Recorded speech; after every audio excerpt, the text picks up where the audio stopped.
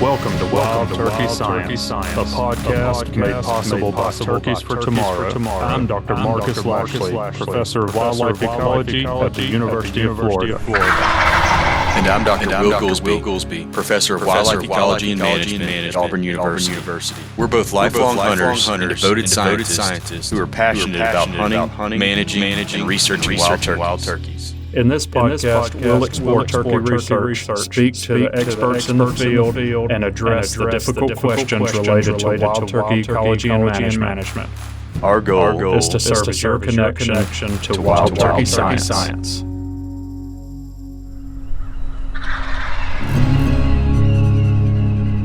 So we're here today with Dr. Bret Collier. He's a professor at Louisiana State University, does a lot of work specifically focused on wild turkeys, not only the eastern subspecies, but has also done quite a bit of work with Rios as well.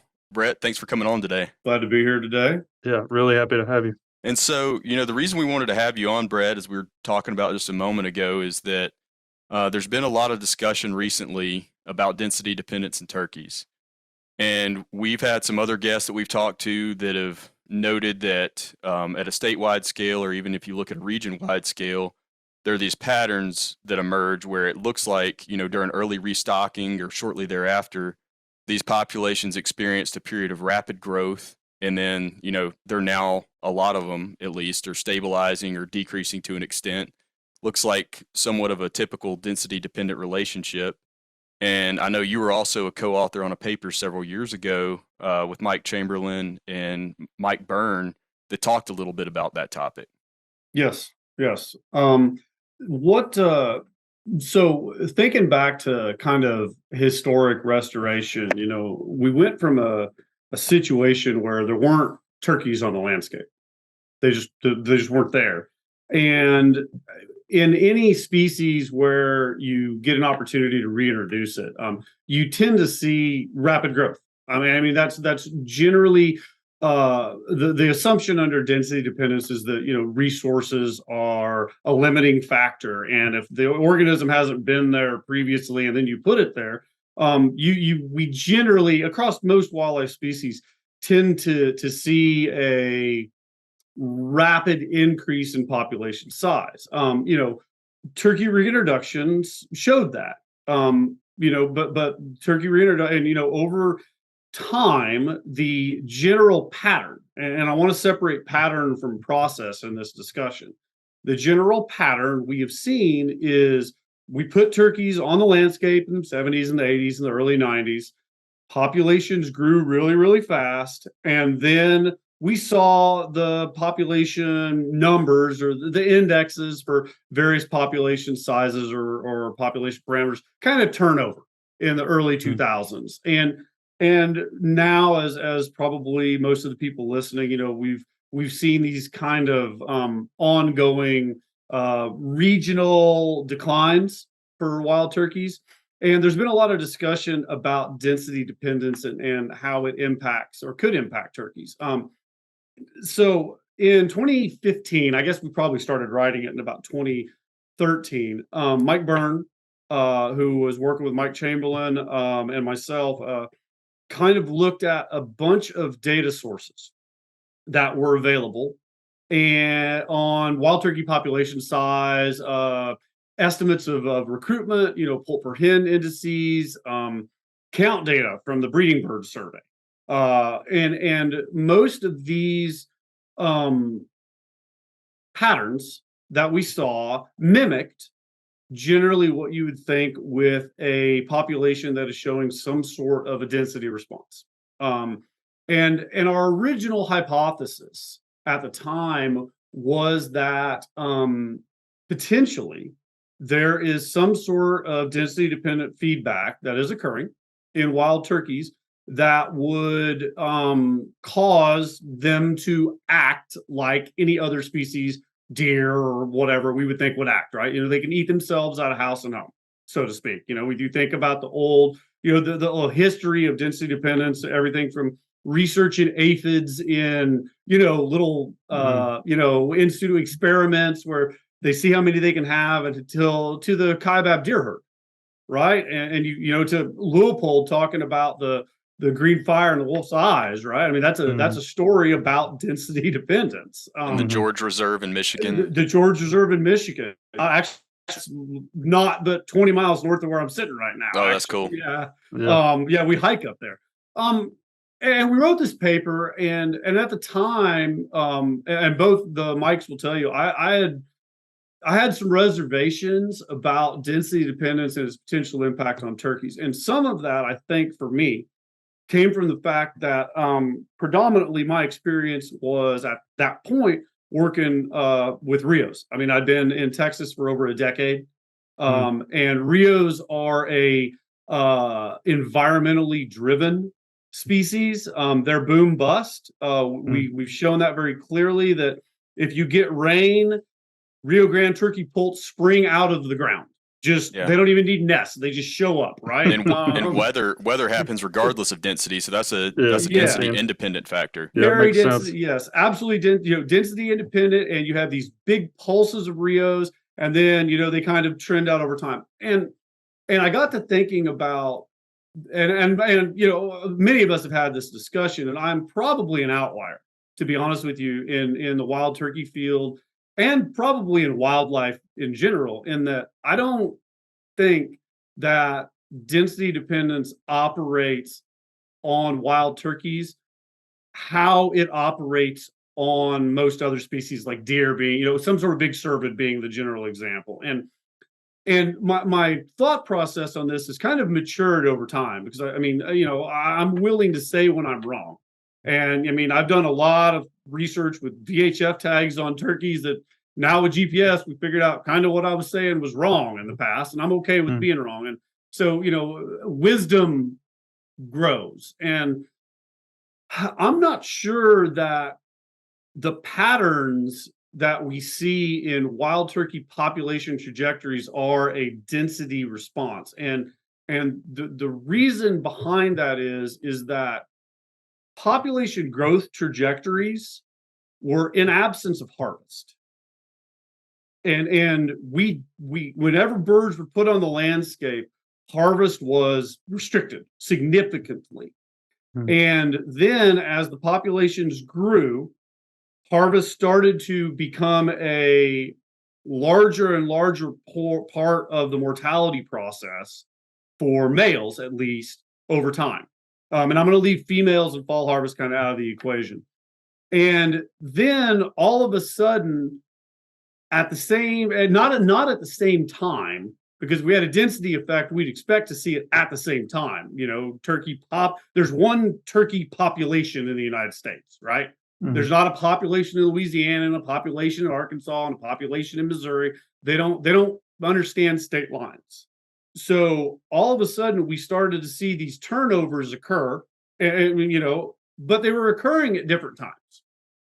And I can't reconcile in my head the fact that the turnover in,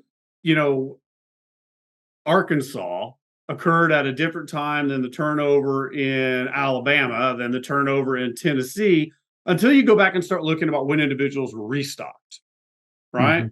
Because then you've got staggered entry, staggered restocking activity, and you got rapid population growth without anybody being harvested. And then we start hunting them, populations continue to go up, and then hunting kind of lags. And I'm not criticizing hunting. I want to be real clear about this here. We're talking about process as opposed to pattern.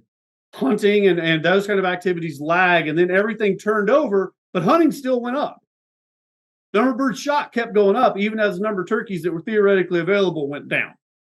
So we've got this weird disjoint thing coming along in turkey population biology, in that we've got a pattern, and everybody ascribes the process to this hand-wavy, nebulous concept of density dependence. But to have density dependence, we have to have a demographic parameter that it operates on. What would that be? In most studies evaluating density dependence, it's been lack of resource availability, which has then led to lack of foraging availability, which then led to mortality. That's, or some either, generally density dependence, I shouldn't say mortality. It operates on recruitment first. Mm-hmm. Okay. So the female can't get enough to eat. She doesn't bring off as many offspring. The offspring don't survive. And then you get to the point where it operates on the female can't get enough to eat and she dies. That system doesn't work for turkeys. What parameter should it be operating on? We don't find turkeys dead on the landscape, just starved to death, right? Most demographic parameters, generally speaking, like nesting rates, are lower, but not a ton lower than they were in the 80s and 90s. I mean, juveniles rarely nest. Juveniles rarely bring off offspring. So most adult females are being bred and are nesting. Clutch sizes are about the same as they have been for the last 40 years. I mean, the turkeys basically have somewhere between 10 and 12 eggs. We know that.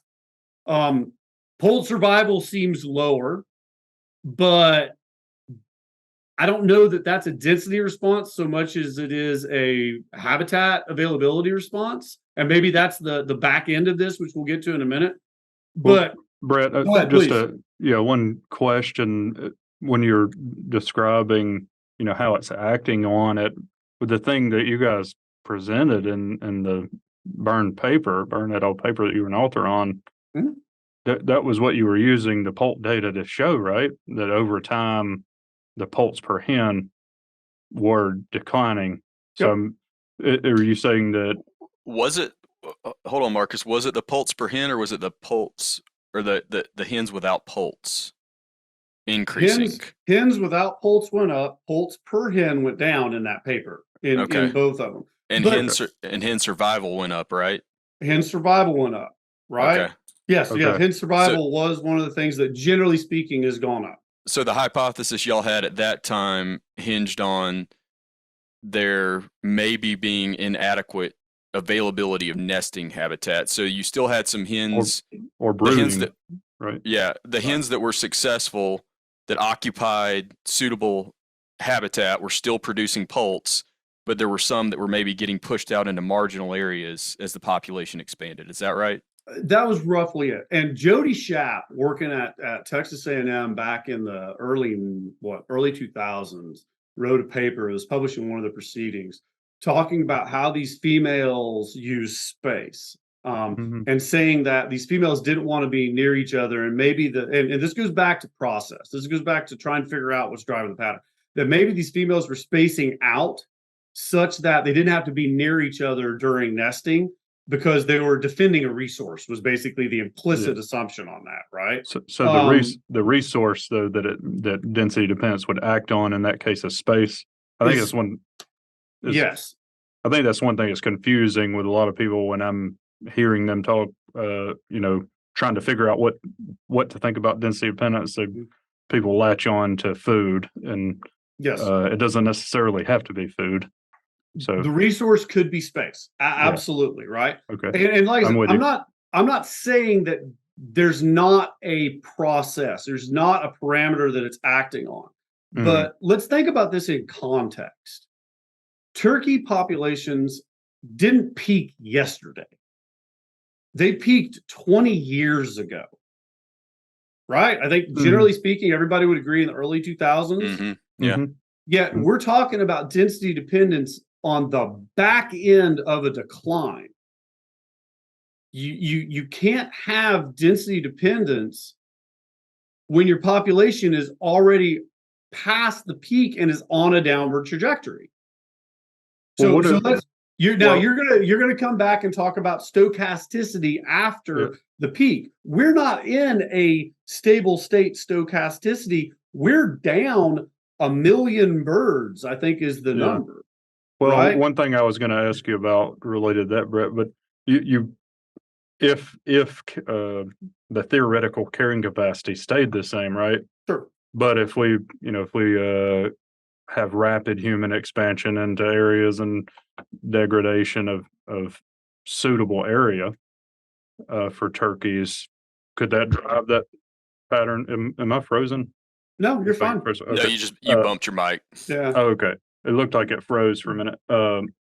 So if you if you had a pattern where the carrying capacity was continually being pushed down, wouldn't you end up with a pattern like what you're describing, where you could have it acting on it and it just kind of keeps acting as it moves down? 100%. Absolutely. But tell that to the people that live in Boston that have turkeys roosting on their houses. No, I'm with you. Right? I mean, and not all states are affected, are seeing declines. I want to be clear on that, right? I mean, Texas Rios are doing decline. It seems to be predominantly an Eastern problem, as a general rule.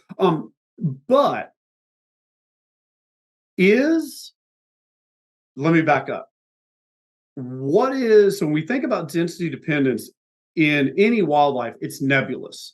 And there are a lot of people that are going to yell at me about this, but nobody can tell me what carrying capacity is for any species in the United States, period. You mean as far as a number? K. What is K? Nobody, you think about the old Lochte-Volterra formulas. Nobody knows what it is, right? Nobody knows what the functional response looks like. We have a whole bunch of theoretical logistic growth curves and Ricker curves and mathematical garbage that's well beyond the extent of probably what any of the listeners care about, right? But nobody knows what the functional form should look like. Nobody knows what the operational parameters that we should be focusing on should be. All everybody ever says is, oh, it's a density dependent effect. What if we're wrong? Fine, let's assume that it's a density dependent effect. What if it has nothing to do with, say, resources that affect female output? What if it's resources that affect male fitness, that affect male breeding success? We don't tend to look at turkey populations in general, or to turkey populations specifically, from a perspective that questions status quo. And density dependence has long been status quo in wildlife ecology because we see patterns. And then we infer process. I don't know what too many turkeys is to where you'd have to have a density dependent response. There's been some recent work that says that these birds will go out for nesting in some sort of order where it's separated by about 3 or 4 days and they don't generally overlap. There's been some work that's been done recently in the Southeast saying that these birds tend not to go back to the same spots where they nested between nesting attempts, even if they were successful. There's been some anecdotal evidence that shows they go the exact same locations, right? There's some work that I'm involved with that's looking at, how much space these birds actually use. How much area does a flock use within a given year? It's density dependence is the easiest thing. What's that thing? It goes back to the old Larry Flint Supreme Court hearing, right? Whenever him and Falwell were going back and forth. Density dependence is the easiest thing for everybody to ascribe something to, and the hardest thing to prove, because there's no metric we can measure, which makes it a useless standard, right? I'm not saying that there aren't potentially density effects, but I don't think that population declines in wild turkeys are strictly a density dependent response, because historically in density dependent studies, they were done in absence of any other removal activity, not in the presence of, and ours are in the presence of harvest. We shoot, 40% of the birds on the landscape every year. That's probably, maybe that's, depending on the area. Let's say it's between 20 and 40%, okay? Or even 10 and 30, it doesn't matter. We remove 1/3 of the males on the landscape every year. Does density dependence thus only operate on females who are looking for nesting habitats? That was that was a hypothesis that I believed in. That we were lacking enough available, appropriate quality is the term that gets thrown around, but quality vegetative cover on the landscape, until I looked at 900 nest sites. And there's no rhyme or reason to any of them, other than they like to have a little bushes around them, right? So I think about birds that are in Louisiana. I think about some of our highest nest success rates came in regions that were more fragmented than our big national forest blocks, which should be where we see higher nest success rates. You know, so I'm struggling, and I'm enough of a professional, at least I hope I am, to say I might be wrong. I mean, it could be a density dependent effect, right? And I'm very comfortable being wrong, but I'm struggling in identifying it. Yeah, I think you're making some good points, and you have to have testable hypotheses, but it's also important to have competing hypotheses. And you know, I think we probably belabored that point by now on here, Will. I think, but having different viewpoints that are challenging each other. That's one of the values of having a lot of scientists working on an idea or a species or whatever, is that we're constantly challenging each other to do good work and think about things differently, and that's good. And that's one of the reasons we wanted to talk to you about this.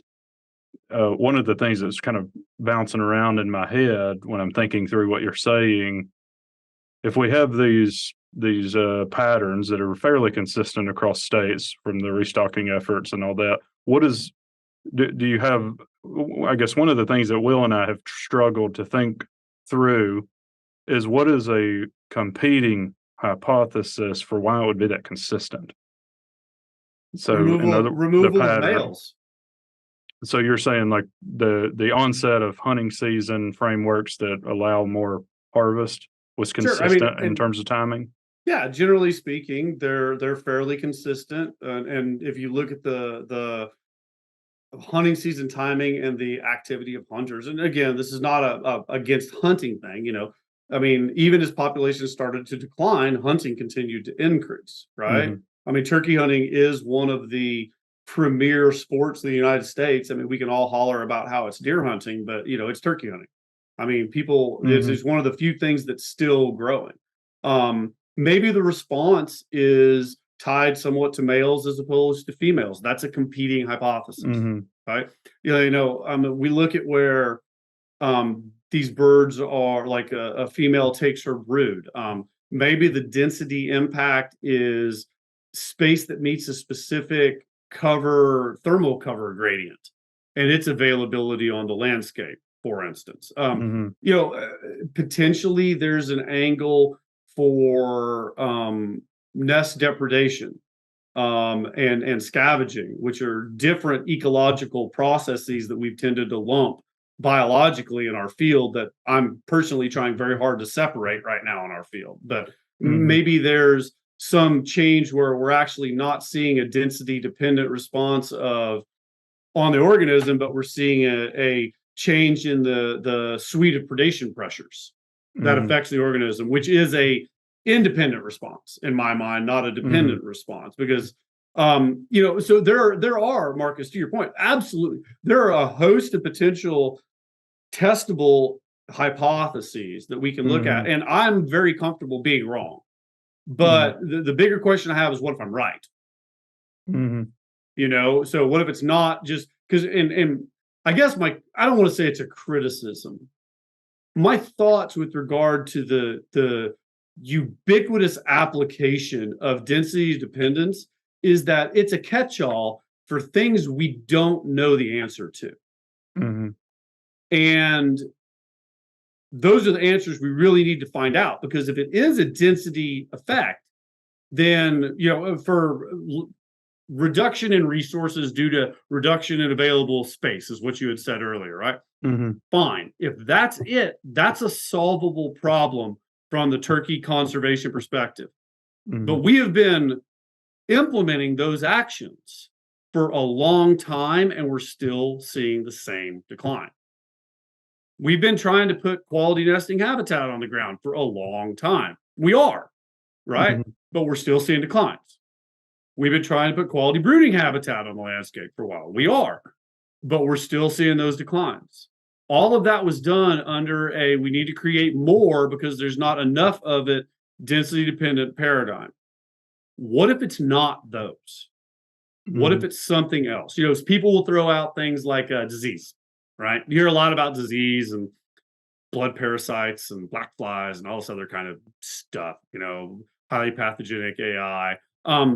Those are acute processes, right? They're not really a density effect in turkeys because turkeys don't have these massive aggregations like you wouldn't say waterfowl, where they get avian cholera, where you just have a massive die-off type of thing. So I think that, I don't know if it's thinking outside the box. I don't want to say that, but I think that all the things that we ascribe a density response to are things that we're already trying to and have been doing. More fire on the ground, creating more habitat, managing timber harvest, working on creating edge, trying to take lands that were in agricultural production and move them back into, conservation, action. All these things are things that we're doing. Maybe I'm wrong. Maybe we just flipped the coin too far, and now we got to move back a little bit and get more land in there. But if I'm right, we're spending a lot of time and effort talking about a thing that might not be the driver. And I'm not saying I'm right or wrong. I'm saying if my option also needs to be evaluated. So and Mike Chamberlain and I, you guys know Mike. I'm sure he's either been on or coming on, right? Yeah, we had him recently. Yep. He and I are not at odds on this. We disagree professionally. But I ask him the same question. What does it operate on? And his response is resources. My response is that's not fine enough. So, and we're thinking about these type of problems together, as are most of us. I think you guys had Coulter, I think was probably on. You talked to Mark McConnell, you talked to Adam Butler. Adam and I we went round. I got to call him later today, actually. We've been round and round on this on phone calls and text messages, and he does not understand how I don't think it's density dependence, and I do not understand how he can't accept there might be an alternative. So, and I'm not saying that density dependence is incorrect from a theoretical aspect, but nobody would assume that it applies to any of the Western birds. I mean, Rios are precipitation driven. Generally, so are Goulds. Merriam's fallen in between. Generally, they want it to be drier earlier, right? So that nesting gets out. But this density dependent paradigm came from that 2015 paper, probably, and is applicable generally only to Easterns. And I don't understand how we can apply it to one and not think that it's applied to all, because we're still having land conversion across the Western United States, right? We see the same issues, and we're addressing the same issues for different subspecies, but we're only saying that density dependence applies to one. And that's a struggle that I've had, because we think about this stuff, right? This is we all get together and drink a beer, at a conference or something, and it turns into a discussion of science and what we think and what we don't think. And I can't reconcile it in my head yet. Yeah. So I guess one area that I struggle with a little bit on that, Brett, is as far as your hunting hypothesis is, I'm not as familiar with data from other states, but the best available data, and that's a key word right there, right? Best available, because it may not be that great on hunter numbers that we have, like in Alabama, for instance, is that turkey hunter numbers are declining. Now. And again, the hunting hypothesis is one of many hypotheses, right? So it's not. I don't want anybody to think Bret says it's hunting. Okay, we're talking about science here, but they're declining now. They weren't declining 20 years ago. They're going up, and they kept going up, and then they turned over half a dozen years ago. So after the population turned over, turkey hunting numbers, kind of turned over, but turkey hunters across the continent, across the United States, their numbers are stable or increasing. Okay. Right. I mean, you're gonna have local variability, but yeah. So and some of that was in the status report. We've seen a pretty big decline in fall hunting. Like very few people fall hunting, and this is something that I will make a stand on if you guys really want to stand. I am not a fan of shooting females in the fall. Period. End of story. I think especially given the situation, why would we be shooting females anyway? Yeah, all we just had that discussion. Yeah, It was and pretty direct. it's pretty. That is as direct as I can get. I can't. It's not a Bret says no, but if Bret had to say, Bret would say no. And I mean, I think you could lump bearded hens in the spring in there too. You know, there's that is I think we all generally know that the harvest of bearded hens is basically such that if a mistake is made, law enforcement doesn't have to arrest somebody. But Yeah. my problem with that is if a mistake is made, you probably shouldn't be turkey hunting. Yeah, If I you- mean, if you we can. talked about that with Coulter. I mean, we expect deer hunters to be able to make differentiations of 1 inch of beam or something like that, or why Yeah. can't we expect the same of turkeys? Well, and then in some states, Yeah. they're distinguishing between a Jake and a Tom. So, Yeah. Yeah, that's even more difficult. Yeah, I mean, I was I- to tell you your deer example. Kennedy, my daughter, and I were sitting in the deer stand on the farm in Illinois at our ground blind, and I had an antlerless only tag. And of course, when you have an antlerless only tag, all you have in front of you is bucks, right? all we had the whole morning was bucks, and a spike came out. And it's in Illinois with my landowner permits. It's 3 inches or less. That's considered an antlerless deer.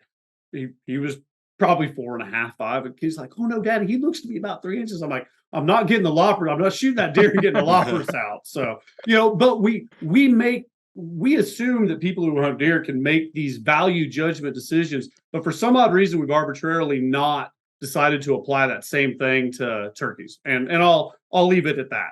Mhm. So I wonder if that's a shot across the bow at the intellect of turkey hunters. no, not at all. Not by you. I'm talking about like the regulatory frameworks, thinking that turkey hunters can't tell the difference in a hen's head and a. I normally think about it the other way. Actually. I think probably, and again, I don't know, and somebody like Bill Healy would really have a good insight on that. I think probably what it was whenever turkey populations were booming, because for all recreational species, whenever turkey populations were booming, we wanted to provide the most available opportunity. And I love turkey hunting. I mean, I'm lining up places I'm turkey hunting for this next year right now, and I can't wait to get out and do it. But I think that as we progress, thoughts need to be focused in on we probably shouldn't be shooting females. Removing the 3,000 females in a fall season. Oh, well, it probably doesn't have population trajectory impacts. Well, yeah, it does. It does now. It may be you didn't used to, whenever production was higher and that kind of thing. But those type of things do come into play now. So what is exciting about this is, because I don't want to just ramble, when we think about what drives turkey populations, whether density dependence is or is not a factor is irrelevant. Okay. It's figuring out what's driving the change, what the process is that's driving the change in the demographic parameters, because density in and of itself is nebulous. Nobody can say you've got 36 birds in this 7 square kilometer area, your production is going to be 1.3, and you've got 42 birds in this area and your production is going to be 1.25. Like, that doesn't exist. It will never exist. Right? So what it's doing is it's forcing a lot of us that are active in the field to critically think about the data that we collect and the information that we are proposing to collect, such that we can hopefully better hone in on what may or may not be impacting these birds, whether it's available space on the landscape, brooding cover, nesting cover, availability of adult males, availability of adult females, genetic relationships on the landscape, any of those things. It's us thinking about this as a group and having a diverse set of opinions is really causing all of us to think critically about what we're doing. And that's the real benefit of having so many people talking about turkeys and having differences of opinion in my mind. So I may be wrong. I'm perfectly comfortable being wrong. I'm also perfectly comfortable not being wrong, because either way, it benefits the resource. Yeah, that's the what it's about. solution benefits the resource.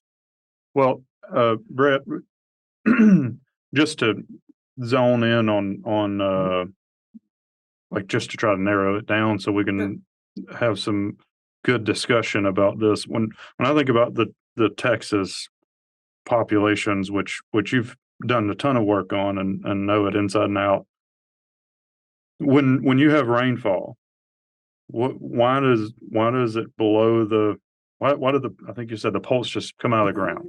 Yeah. Why does that happen? Is it just vegetation structure, or is there something other than that? I'm just thinking about like it just as a bed of forbs everywhere. Yeah, well, yeah. I mean, you go and look at some of these. I wish I had a way to show you the pictures. You go look at some of these landscapes in, think like I-35 kind of west, right? Not, that's kind of the core Rio range. I mean, obviously they get over on the east side of that, but down into South Texas, you look at these landscapes. They're dry. I mean, they're dry, and it's hard for these birds to. It's not hard. These birds want to nest in places that have cover, and there's not a ton of it. And the old joke in Texas, I suppose, is the drought starts the day after the last raindrop fell. It's my buddy Todd always tells me. But then when you get rainfall at the right time, the ground explodes, and it explodes in vegetation, but it also explodes in insects.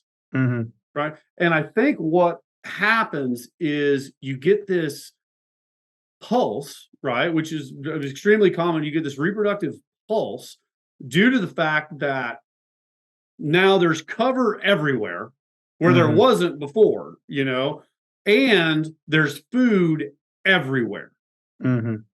But it's short-lived, because drought starts, it's not, you don't get continuous rains in Texas generally. So you see these pulses, and then you may go 2 or 3 years without a pulse. I can remember we had a pulse in 2005, another one in 10, and then 14 maybe, where we just saw birds just blow out of the landscape. And then the problem in those systems, these kind of environmentally driven systems, right? Female survival becomes paramount. Because the females have to survive, because if they don't bring off a nest, they've got to be around the next year. So they a lot of only those live females for one go, even if they may live 5 years. Yeah, so they often choose in the dry years not to nest. That's not. I mean, that's an environmental response. It's hot and it's dry. I'm not going to put energy, physiological expense into nesting. I'm going to live and hope that it gets to. And we've got some evidence that they do that. A good bit of evidence. But transition that to your southeastern United States. Our climate, and people may not realize it, but the climate in the southeastern United States especially, it's pretty constant, right? We don't get these huge pulses of rain where we're in this huge drought where we haven't had rain for 7 months, and then we get this massive pulse. No, I mean our environment is stable within bounds. So Easterns, they've grown up, for lack of a better word, they've grown up in a system that's pretty constant. When you think about it from an environmental stochasticity perspective. And then Rios, their system's totally different. They've grown up in a system where if it rains, they're going to make babies, and if it doesn't rain, they're not. And that's just that the decision is made. So almost being a strong word here, a high percentage of adult female eastern wild turkeys will attempt to nest every year. If it doesn't rain in Texas, being in the core Rio range, probably that goes for Oklahoma and probably Kansas. If they don't get rain, most of them will not nest, is what most of the data shows. They will choose to just live as opposed to nesting. And that's an environmental effect in my eyes. Now, go ahead. But it also leads into some of the things we talked about earlier, like availability of vegetation and availability of resources. Well, that's what I was going to ask you, just following up, and I'll let you continue on with what you're saying. I had this discussion with Mike Chamberlain once. I don't recall what the circumstances were. It may have been on on the other podcast or Mhm. something. I'm not sure, but to me, when I'm have an extension role and I go on a lot of properties as I know you guys do, I don't see very often a landscape in whoever's property, which the southeast, most of the land is privately owned. I don't see it very common, especially brooding cover. What just a rich forb dominated community. I just don't see it, and I don't see it on public land very often either. And then I look at the Texas example where essentially you go from nothing, like you're saying, when it's dry, to everywhere is it's basically a foreland, Yeah. like the whole thing. And, it's probably better nesting cover, but in particular, my mind goes to poult rearing and the abundance of insects. And then I look at properties, a lot of times it's a really large landowner or maybe a group of landowners that are all together and you have a nice little chunk of land where they're really getting after it. And then they're eat up with turkeys often. Mhm. And to me, I'm just kind of I just want to hear your thoughts on this. We're in a landscape now where we definitely we focus a lot on habitat, but at least from my experience, I don't see it implemented at least widespread across the South. And I'm just curious, based on what you were talking about earlier and keeping in mind these different things, and then your experience in Texas, seeing when you don't have any of it, it's basically a failure for everybody. And then when you have a lot of it, everybody goes all out. And I'm just curious in the East, if you actually did get aggressive at a large enough scale that it's relevant to the species, would you expect to see that same kind of shift in reproductive success, or I guess it wouldn't be necessarily effort. Maybe they don't have the same cues or whatever to turn it off completely, but would you still see this or expect to see this boom? So in other words, if we have listeners out there that may have control over several thousand acres, if they went all in, I mean, could you get that boom, and could you do it consistently since the environment is more consistent than it is in Texas? I would think the answer is probably yes. It's hard to speculate across what impact private land, what the boom would look like across 17 or 18 states. But I wonder what the definition of all in is. I mean, are we not already all in? And I mean that. I mean, are for what I think of the most recent number I saw was 4 or 5% of the United States population hunts. All right. Mhm. So that means corollary, 4 to 5% of the land on the landscape, maybe 10% is available for us to go all in on. Mhm. Right. The rest of it's owned by people who are disenfranchised. Have we already gone all in on those lands? And is the focus, does it need to not be the lands that we're already in on, but it does need to be figuring out a way to go all in in other places? Yeah, We're I probably think that's already, sorry, go ahead. well, I was just gonna say there are definitely Yeah. landowners that they don't think about anything other than turkeys, and they've gone all in, and those are the ones that I kind of think of as those little pockets where they really got Right. them. And then I go on a lot of people's land that are asking me to give them advice, technical advice or whatever, and they don't have anywhere that I would say a brood would Yeah. have a reasonable, Mhm. and they want to have turkeys. Right. So and that's where we're trying to get them to change Oh, I that. got And you. and I No, just see it yeah, yeah. across more of the landscape. We have given depending on where you're at, maybe 90% of some of these states are privately owned, and then some proportion of those are own it because they want to hunt or they have a hunting interest in it. And then, we're kind of dwindling down, like you're talking about, to the turkey enthusiast may not be it may not be the majority of that 90%, but I think it's a chunk of it. And I'm wondering, is that how much of it is that problem that we don't have a landscape now where we have enough continuity in the all-in approach where we're making sure they have really high quality nesting and brooding and, all the things that the resources that turkeys need to be successful. Do we just have a fragmented landscape, not necessarily a natural area that's not developed, but in suitable, community structure from the plant community that we would expect turkey productivity to be high?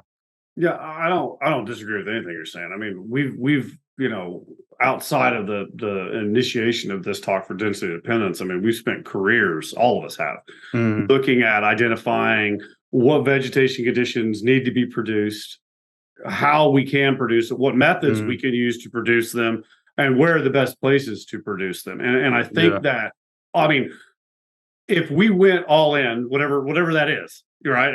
Which I'm down, right? I mean, everybody would define it differently. Yeah, but I got 3 acres in front of the house that I'm going to burn this spring because I burn it every spring, right? But if we went all in, I mean, it can't have a negative impact, right? It's either going to be neutral or positive, and the expectation, I think, would be that it would be positive. I think that, because I work with a lot of private landers as we all do, I think that targeted all-inness is going to be super important, to coin a phrase, right? In that there are areas where we're not going to have success. We're just not. And by having our focal areas where we can have success, be given additional attention, I think that provides the most long-term benefits. I mean, at the end of the day, all of us would agree that more higher quality vegetative communities on the landscape that are good for turkeys are good for everything. They're good for deer, they're good for quail, they're good for songbirds, they're good for, amphibians, they're good for, your reptiles, they're good for wildlife. And I do not disagree a bit that by putting more of that on the landscape, we would probably have a positive impact on turkeys. 100%. And I don't think that anybody would say that that's not correct.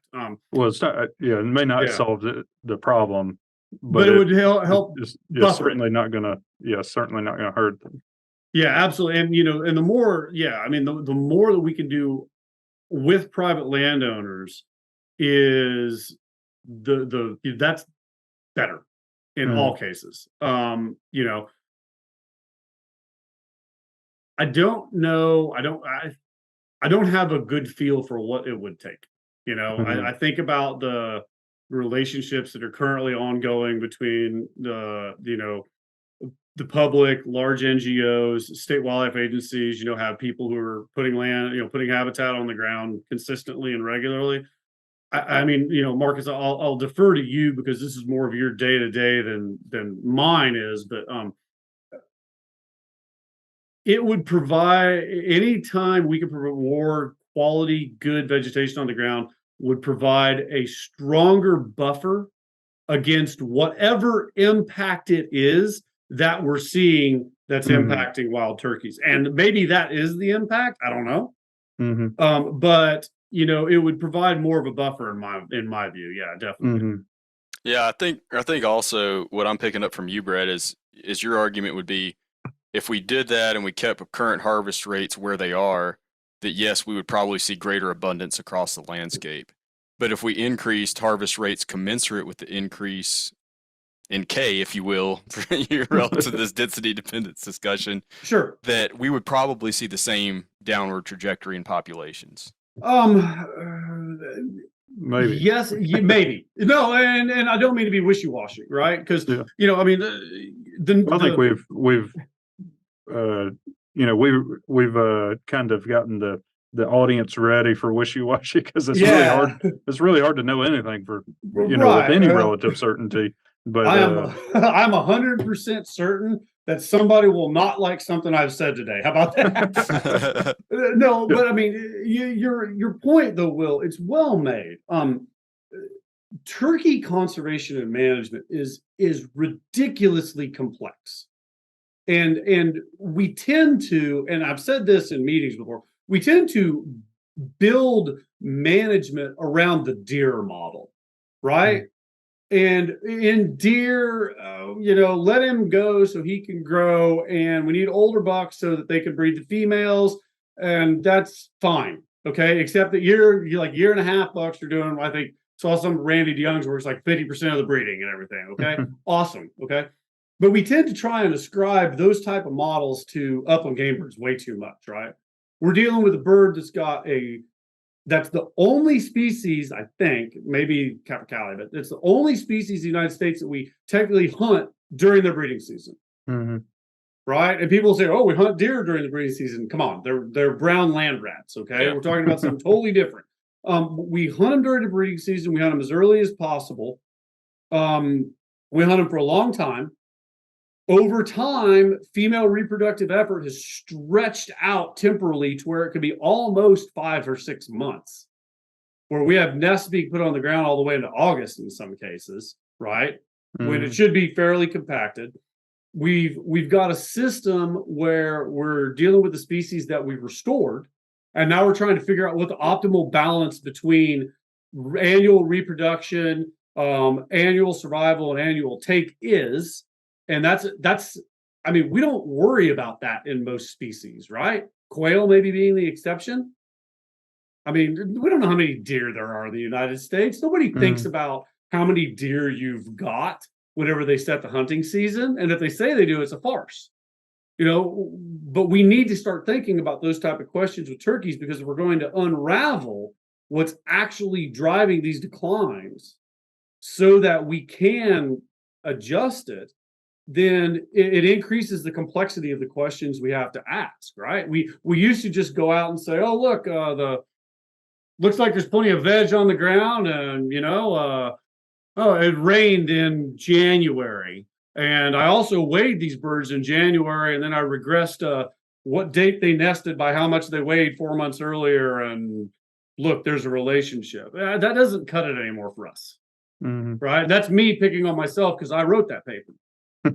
We need to be asking the hard questions and doing the really hard manipulative experiments to see what does and does not impact this bird. Because too often, and I am Totally guilty agree. of this. Yeah, I am guilty of this. And I will say this. We hem and haw around the edges, right? We do another nest survival study. I guarantee you nest survival is going to be between 0 and 1. It's probably going to be about 30%. Okay.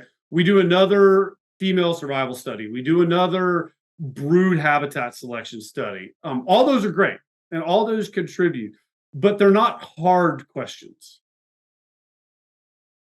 Some of the things that are going on now where states are making regulatory adjustments and monitoring the impact of those regulatory adjustments, those are hard questions that states are trying to answer because they are typically not viewed by the hunting public as important, or they are viewed by the hunting public as a reduction in opportunity, and they're not viewed by the public as the state trying to identify what may be a driver that they could use to manipulate turkey populations better in the long run for long run recreational opportunity.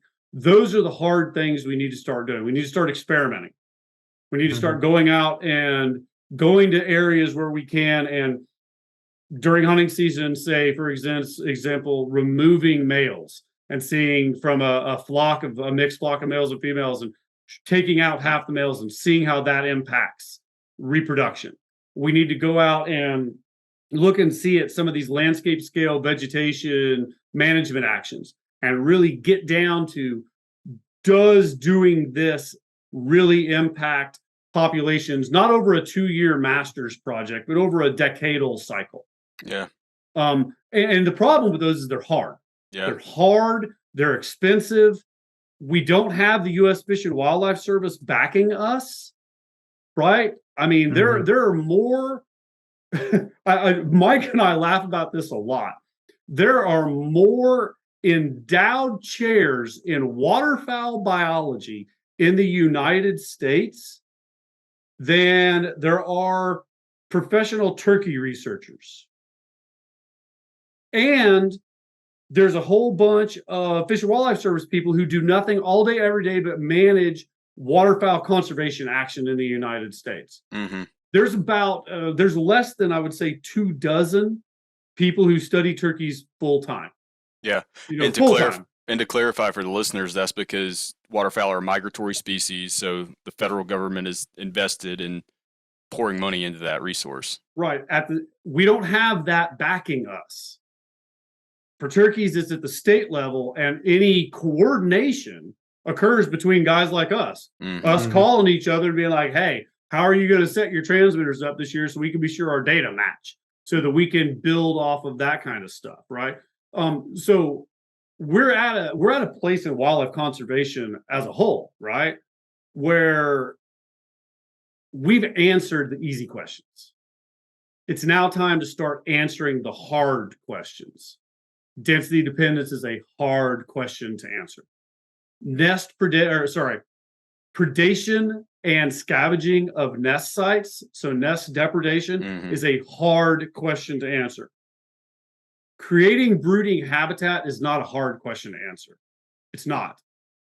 Implementing the creation of brooding habitat on the landscape, Marcus, going back to what you said, that's a hard thing to do. So we have to start asking these hard questions and then figuring out how to implement the results from those hard answers. Is kind of what I'm thinking. So yeah, I think that's well, if there was ever a soundbite worthy statement. Yeah, we've had similar discussions multiple times now about in line with what you're saying, where we really need with several issues. We could probably sit here and name them for the next couple of hours if we wanted to really think about it. But we really need, just in biology in general, wildlife biology in general, to have some manipulative things where we're trying to isolate things in a robust experimental design. And it's hard, especially when you have an animal that is so mobile. The barriers we usually are presented with related to that is the study is too long, it's too expensive, and we can't make the manipulations that you're asking us to make. Yeah, and Will and I are involved in a project with Steve Ditchkoff. I'm obviously peripherally to it there at Auburn, where Steve is looking at some feral hog removal activities, because the feral pigs have been described as the bane of existence for all wildlife species, and we'll just leave that there for right now. And it's manipulative. So the objective of it was to go out, monitor how these birds are moving, and then remove all the pigs and see if their behavioral changes, right? And then it's manipulative. It's small scale. It's manipulative. I don't want to be hoisting my own petard, but we had Hurricane Laura plow through western Louisiana, plowed through one of my research sites that I've been collecting data on since 2014. So we're working with the Forest Service because they're putting a ton of habitat management on the ground. I mean, tens of thousands of acres every year of everything from timber removal to fire to what you name it in response to the hurricane. We're evaluating the response. It's manipulative only because we happen to already be there. So we have a perfect before-after control impact study, right? Those type of things are rare, and they're hard to do. Mike's doing some work in South Carolina, looking at some unhunted birds and on that unhunted SRS group. There's not a lot of manipulation that could go on there. But down the road, there's hopes you do some removals and take some individuals out, right? It's just, they're difficult to implement. And we don't have, as Will said earlier, we don't have the Fish and Wildlife Service backing us, right? Like what goes on in Tennessee and Kentucky and Alabama, Georgia, South Carolina, North Carolina, Mississippi, Louisiana, Texas, Arkansas, Florida. The reason that we have that information is because all of us talk. right? We go to the turkey meetings, we work with, the various NGOs, all of us communicate, and we try to coordinate as much as possible. And I think we've gotten better at that over time, because by all of us coordinating, I think by sharing data as a group, that's strengthened our inferences, and it's allowed for us to reach a wider diversity of landowners and land managers. Because we can see somebody in North Carolina can see a study and be like, hey, there's some North Carolina data in this study, and there's some Kentucky data, or there's some Georgia data, or there's some Alabama data, or whatever, and it breeds what's the word I'm looking for here? It shows the stakeholders, no matter where they're at, that what we're doing is applicable to them, even if we're doing it somewhere else. Right? So, I think that's and just, I guess, to go to something you said, Marcus, I think that probably the number one fault for all of us is the getting information out. And I'll say this for me, at least, and we've said this before, like, I don't get paid to talk to people. Like, that's not my job. Like, I don't have an extension and outreach component in my work. So that's not my job. My boss does not want me talking to private landowners. I do it, obviously, because I enjoy it and I know that the long-term benefits, but that's not my role. We, people like me, have to get better at talking to constituents, talking to stakeholders about what they can do and how we can use science to support their management activities. And I answer, if somebody sends me an email or a Facebook message or hits me up on Instagram or Twitter, I will answer them. Right? I may not be quick, because I don't check that stuff all day long like some people do, but I will get back to them and I will answer them and try and steer them correctly. And I think that some of this is not just a science perspective, it's also an outreach perspective. We've got, those of us that are doing it have got to be better at getting good information, timely information that supports land and conservation management out on the table. And I think that's the other side of this coin that we're all kind of struggling with right now.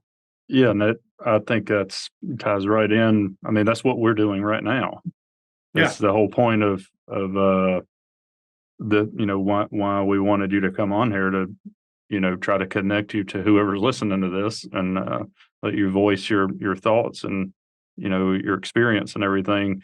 I think that is a key aspect, and we're in a time now where there's unprecedented opportunity for outreach, but there's also a lot of clutter that comes with that's difficult to navigate. And I think we as being scientists have a bad rap, and it's probably with good reason in some cases, that we don't communicate very well.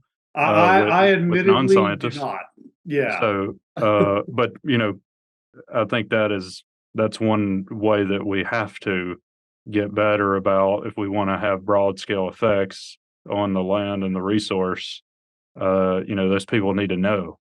No, I agree completely. The answers. If when we start to think we've got a handle on things, they need to know that so they can make decisions that are informed by it. So I think that's a really good point, and glad you brought it up. And another thing, our audience out there, if they care about the resource, they're helping us share this, and that we're all playing a part in that, and making sure that this content gets to people that can use it and affect the resource. So I think that's a really good point. Yeah, it's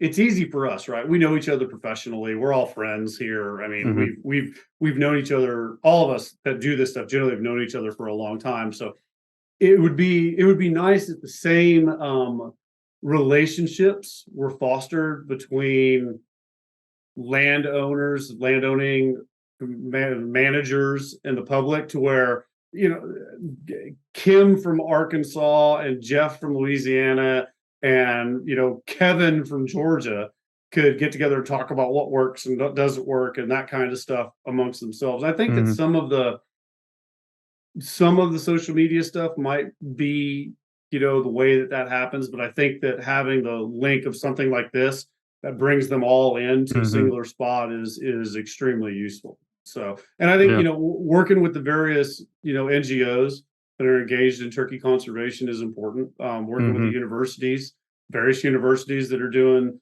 the science, generally speaking, in support with the state wildlife agencies, is important, right? I mean, so there's a lot of state agencies that are putting a lot of time, a lot of effort, a lot of money, a lot of staff time into, turkey conservation right now. They all, I mean, I would argue that if they're not at the top of the list, there are a few states where turkeys are not either 1 or 1A right now.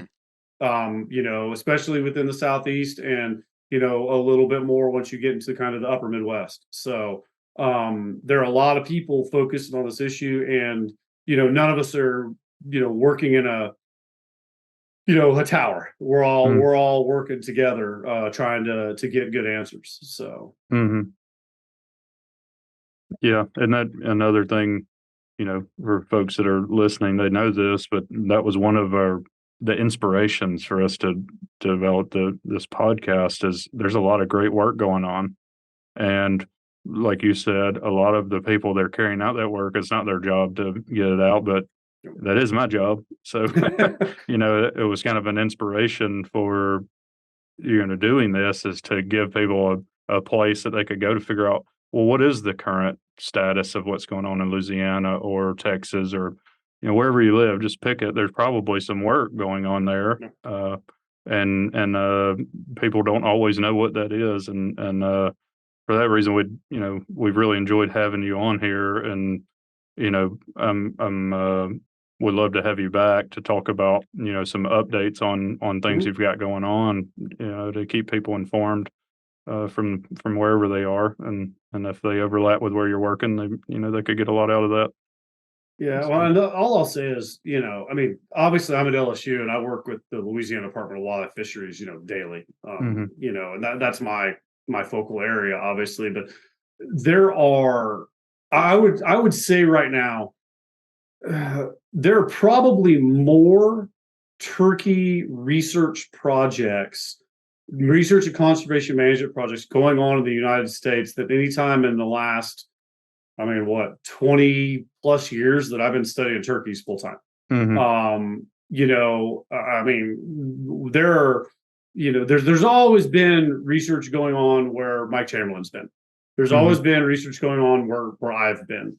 But now there are projects. There's always been research going on in Pennsylvania with, Mary Jo. But now there are, I was just sitting there thinking as you were talking, there are projects that are going on in Pennsylvania. I think there's one kicking off in Maryland, North Carolina with Chris Moorman and Chris Cray up there, and Kristen Pacifica just finished up a big project. South Carolina's had ongoing work since mid 2014, 2015, when I started doing stuff over there, and Mike's doing stuff now. There's stuff in Georgia. Alabama's got projects going on. Kentucky and Tennessee, both at Zach and Roger from Kentucky and Tennessee, both are doing some work with Bret Collier. There's Doug Osborne in Arkansas has been doing work. Mike Byrne in Missouri, Coulter Chitwood, the guys down at Oklahoma State are doing work. I've been doing work in Louisiana and Texas. What is the new faculty member's name at Mississippi State? Working with Adam, there's some conservation genetic stuff. Dana Moore, yeah. Yes, thank you. I just met Dana. Sorry, I'm doing some conservation genetic stuff in Mississippi. I think there's a project going on in North Dakota right now. I think there's a project in South Dakota. Nebraska, yeah. Andy Little's got a project in Nebraska. I talked to Dave Hocus the other day at Kansas. There has never been a time since I've been working on turkeys where you've had that many state agencies and universities asking turkey questions. It is freaking exciting. So if you think your state's not doing something on turkeys, don't be so sure. Yeah, because there is a lot going on right now. Yeah, it's probably already going on, and if it's not, it's coming soon. It's coming soon. So So it's an exciting time, and for those of us for those people like me and Mike who have slogged through the long years of being the only two doing turkey research, it's nice to see this big cohort of projects come online because we all talk and we all visit and we all know what each other are doing and we know what works and what doesn't work. And we're able to keep those relationships going so that 3 years down the road, whenever Will calls and says, hey, can I borrow this because I got a student that wants to do X, Y, and Z? Boom, here you go. Or whenever somebody's having a problem and my transmitter shipment got lost and I don't have any tags, which has happened, we all get on a call around and everybody kicks 5 tags to that person so that their project doesn't fail, which has happened, right? So it's an exciting time to be a turkey biologist and be a professional turkey biologist. And on top of that, it should be a super exciting time for the turkey hunting community, because there is more information coming your way in the next 5 to 7 years than has probably existed up until now, based on how many projects are going on and how much information they're collecting. So yeah, I mean, it's a good time to be doing what we do. Yeah, and we are really excited, for that same reason, not just to see all the great work that comes out, but to see the impacts it has on the resource, and also gives us some content here. We're trying to chase down the principal investigators in all these projects and get everybody, to come on and tell us what they're doing and, what, their thoughts on things. So, the only thing I'll add to that is you should really talk to the students. You should. I mean, a 30-minute session with some of the graduate students that are currently active.